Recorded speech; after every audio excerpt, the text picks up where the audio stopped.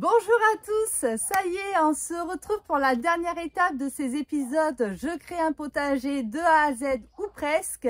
Ça y est, on arrive à la fin, la grande plantation. Donc là, je vais vous présenter un petit peu ce que je vais faire, ce que je vais planter dans cette extension de potager récemment créée. On va tout d'abord mettre bien sûr des plantes potagères. Donc on va mettre du poivron, du piment, des aubergines, des cacahuètes, de la tomate, mais aussi des concombres, des courgettes, plein de petits plants de légumes qu'on va mettre un petit peu partout, mais pas que. On va aussi semer des haricots grains nains. Bon, les nains, c'est pas ceux que j'affectionne le plus, mais j'avais ça de l'année dernière que j'avais pas planté, donc ça sera l'occasion de les semer. Donc ça sera du haricot nain, flambeau et cocagne. Voilà pour cet hiver, ça sera pas mal. On va aussi planter bien sûr des aromatiques. Donc tout ce qui va être sauge ananas, origan, estragon, basilic, persil, thym, etc. Et pour embellir ce beau potager et pour aider aussi à la pollinisation, bien sûr, il faut attirer nos amis abeilles, bourdons et papillons. Donc je vais planter des vivaces, ce sera que des vivaces, de l'œillet d'Inde, de l'agora, de la lobélia, du géranium, de la pivoine, plein de fleurs pour embellir ce potager et apporter aussi de la nourriture pour nos petits insectes. Je n'ai pris que des vivaces parce que des choses qui repoussent tous les ans, qui n'ont pas besoin de trop d'entretien, qui poussent facilement, qui résistent au froid et en plus, ils se multiplient super facilement. Donc là, je suis partie avec quelques sujets que je vais multiplier tous les ans. En dernier, je mettrai aussi des petits fruitiers. Donc, ça sera du groseillier maquereau, des boutures que j'ai fait moi-même, du framboisier. J'ai aussi de la groseille.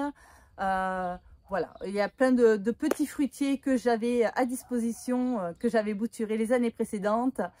Et bon, bien sûr, mes fruitiers que je ne vais pas laisser cette année, je n'ai pas de budget pour, donc ils ne seront pas plantés cette année.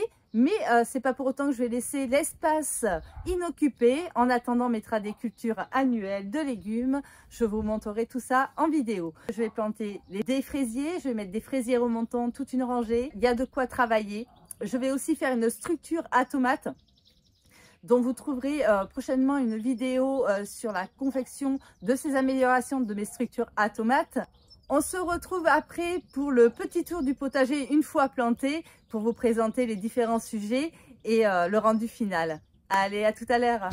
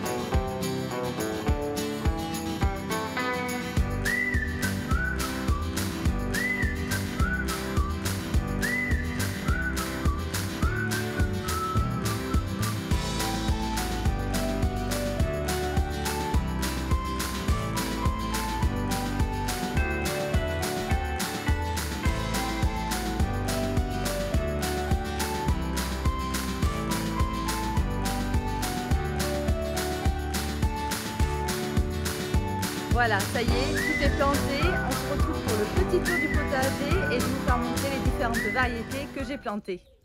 Donc voilà, tout d'abord l'entrée du potager. Donc là, j'ai mis quelques vivaces dans une jardinière pour un petit peu embellir cette barrière. Là, nous allons rentrer dans l'extension. Voilà donc ce que ça donne. On commence par le début. Ici, j'ai planté un géranium vivace aux fleurs roses. Il existe aussi le même avec les fleurs bleues. Là, vous retrouvez au milieu un piment de Cayenne. C'est un piment fort. Ici, j'ai mis du thym citron. Là, ça, c'est cette magnifique fleur. C'est la lobelia. Ensuite, nous avons le persil plat, basilic pourpre et vert. Là, cette magnifique fleur vivace, c'est la gora blanche. Vous retrouvez une aromatique, l'origan. Ici, j'ai mis du piment doux des Landes. Il y a une série de 3 piments doux. Entre, vous avez le thym commun. Cette fleur bleue, c'est le platycodon. Là, de l'estragon. À côté, c'est une lavande. C'est la vraie lavande, c'est pas le laventin. C'est la lavande Miss Catherine, qui fait normalement des fleurs roses. Ensuite, nous avons le fuchsia Magellan, avec ses belles fleurs pendantes. Et là, c'est le coin de mes infusions. Donc là, vous retrouverez la verveine citronnelle. Au fond, sauge ananas, excellent en infusion avec un petit goût d'ananas derrière, c'est super bon. De la menthe poivrée, ça permet de faire des extraits d'huile essentielle et aussi pour aromatiser tout ce qui est sirop de menthe, ça donne un petit peu de peps. Là, vous avez un framboisier remontant de la variété Autumn Bliss qui fait déjà des mûres, il est très précoce. Donc là, vous avez déjà les mûres qui sont déjà présentes. Au fond, on retrouve en dernier plan une pivoine rouge. Et j'ai mis, alors c'est la première année, hein, c'est un test, une courge de louffa. C'est les courges qui permettent de faire des éponges végétales. Je l'ai mis au fond contre la barrière pour la faire courir sur ma barrière tout le long. Comme ça, en plus, ça va la végétaliser, ça pourrait être pas mal. Ici, vous retrouvez encore une fleur, c'est que des vivaces. Hein. Libéris, lavender. Et en petit plan, au fond du potager, nous avons un potimarron, concombre tanga. Ici, vous retrouverez 2 melons. Alors, les melons, j'ai un peu de mal avec les melons. Ça, c'est des melons F1. Je me suis dit, je vais essayer avec les F1. Je suis pas très fan parce qu'on peut pas récupérer les graines, mais j'y arrive pas avec le melon. J'en ai très peu, donc je me dis peut-être qu'avec les graines F1 qui sont améliorées pour la production, peut-être que j'aurai quelques melons.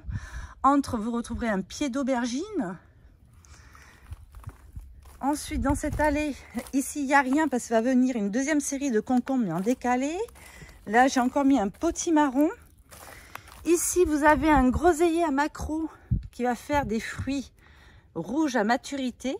Le groseillier à maquereau Captivator. Dans ce bac de culture, j'ai mis une courge. Alors, c'est vrai qu'elles sont pas, les feuilles ont jauni. Hein. Ça faisait longtemps que j'avais les plants de fées. Et là, franchement, ils tirent la tête. Donc, bon, ça va repartir, hein, mais ils sont pas verdoyants. Ça, je l'ai mis ici parce qu'en fait, cette courgette, elle a un port très compact. C'est la courgette non coureuse verte d'Italie.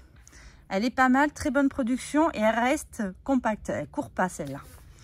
Derrière cette courgette, vous retrouverez aussi plus tard, parce que je n'ai pas encore semé, n'ayant pas les graines, un rang de soja. Voilà, c'est une nouvelle culture aussi que je vais essayer.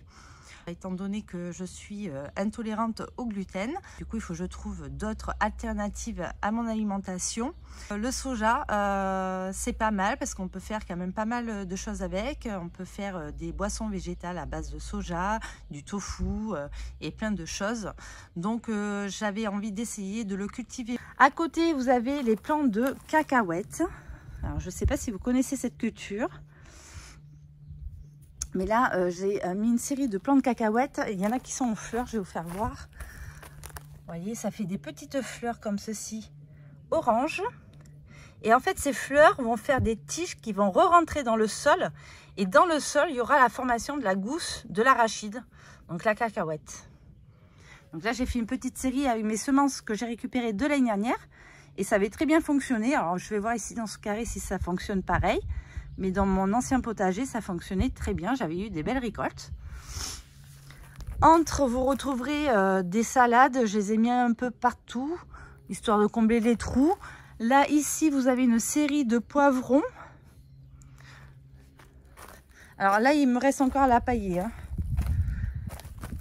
Entre, j'ai mis de l'aubergine. Alors, il y a de l'aubergine violette et de l'aubergine ronde. Ah, j'ai perdu le nom. Elle est rose striée. Et au fond, on retrouve encore du poivron.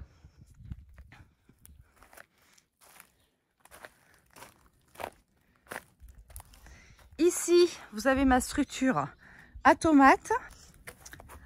Là, j'ai mis une série de tomates. Hein. Donc, il n'y a que des tomates non F1, mis à part une. C'est pour faire un test. Donc là, c'est de la Pink Bumblebee. C'est une petite tomate cerise ronde. Ensuite, on a tomate Sear Striped. Excusez-moi pour mon anglais. C'est pareil, une très bonne tomate jaune orangée, un peu style cœur de bœuf.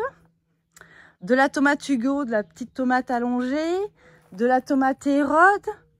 La Black Femme Tula, c'est une tomate noire très bonne aussi.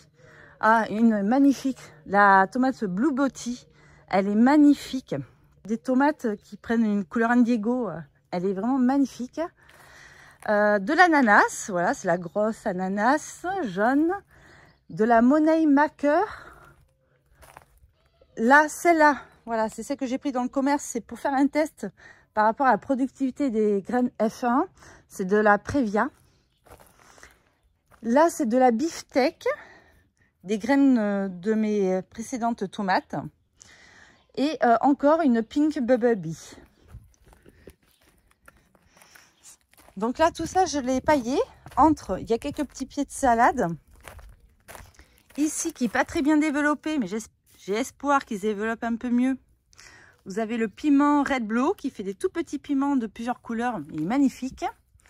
Là, j'ai fait mon rang de haricots à grains. Alors, j'ai légèrement paillé hein, au niveau du rang. Très peu pour que ça puisse bien lever, hein, pour éviter d'étouffer la levée. Ici, vous avez une série de fraisiers remontants. Donc, en fait, c'est une production, les remontants, ça donne pas beaucoup à la fois, mais jusqu'à l'automne, quoi, vous en avez. Donc, ce qui est bien, c'est pour grignoter, c'est à proximité de la maison. Voilà, on a des fraises un petit peu tout le temps quand on se promène dans le jardin, c'est super, quoi. J'ai mis des fraisiers non remontants à l'arrière de mon potager. Et elle donne beaucoup, mais qu'une seule fois. Et après, au mois de juin, on n'a plus rien. Voilà ce que ça donne. Donc là, j'ai paillé avec de la paillette de lin. La paillette de chanvre, c'est pareil. Moi, je trouve que c'est super bien. Ça permet que les fruits restent propres, pas au contact de la terre. Et en plus, ça retient l'humidité et ça évite un petit peu quand même la levée des mauvaises herbes. Donc, et en se décomposant, ça fait un apport aussi de nourriture pour nos plants. Donc moi, je trouve que c'est vraiment pas mal. Il y en a qui disent que ça vole. Non, ça vole pas. Une fois que c'est bien humidifié, ça se compacte. Et franchement, ça vole très très peu. Hein. Ou alors, il faut vraiment des grands courants d'air. Hein. Ici, dans les bacs potagers, je les ai paillés avec de la vieille paille. Et pareil, là, c'est de la paillette de lin. Voilà, tous les petits bacs, c'est vraiment bien plus simple de mettre de la paillette de lin ou de chanvre que de la grosse paille parce que c'est pas facile hein, à mettre entre les pieds. Et là, on a quand même que 30 cm de profondeur. Donc, c'est bien plus simple de mettre de la paillette de lin ou de chanvre. Voilà ce que ça donne un petit peu. Voilà, de plus loin. Dites-moi en commentaire ce que vous en pensez, si vous aimez bien. Je vais vous faire une vue de l'autre côté. Bon, il me reste la barrière à terminer, là, qui va être terminée ces jours-ci. Donc, voilà ce que ça donne de l'autre côté.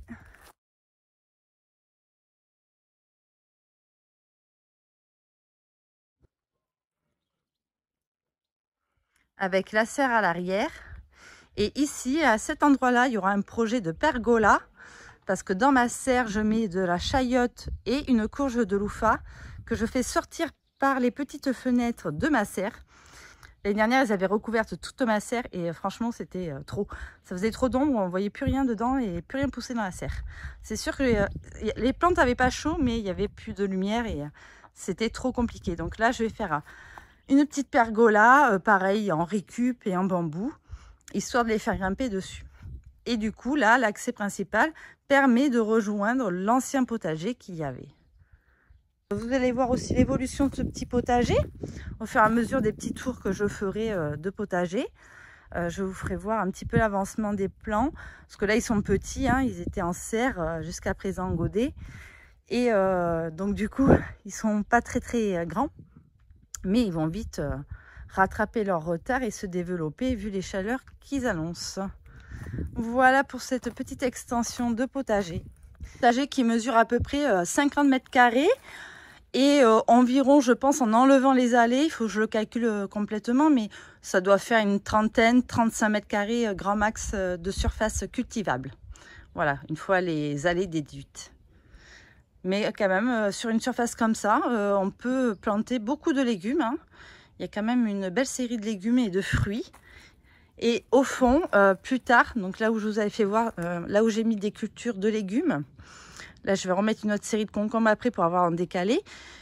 Mais ici, sera des grands fruitiers palissés en palmettes. Donc là, je mettrai certainement pommiers, poiriers, c'est ce qui supporte plus le palissage en palmettes. Et puis à voir, peut-être, je mettrai un fruitier, mais colonnaire, en colonne, qui ne prend pas de place en largeur et qui monte en hauteur. Donc à voir, voilà. Mais ça sera au fur et à mesure. C'est pareil, je vais agrémenter au fur et à mesure de ce que j'ai à disposition. J'agrémenterai cette extension de potager. Voilà, mais je vous dis à très bientôt pour la visite du potager dans quelques semaines. Voilà, histoire que ça grandisse un petit peu et puis je vous ferai voir tout ça dans pas longtemps. Et mercredi, vous avez la sortie de la vidéo sur l'amélioration de mes structures à tomates comme celle que j'ai fait ici. À très bientôt!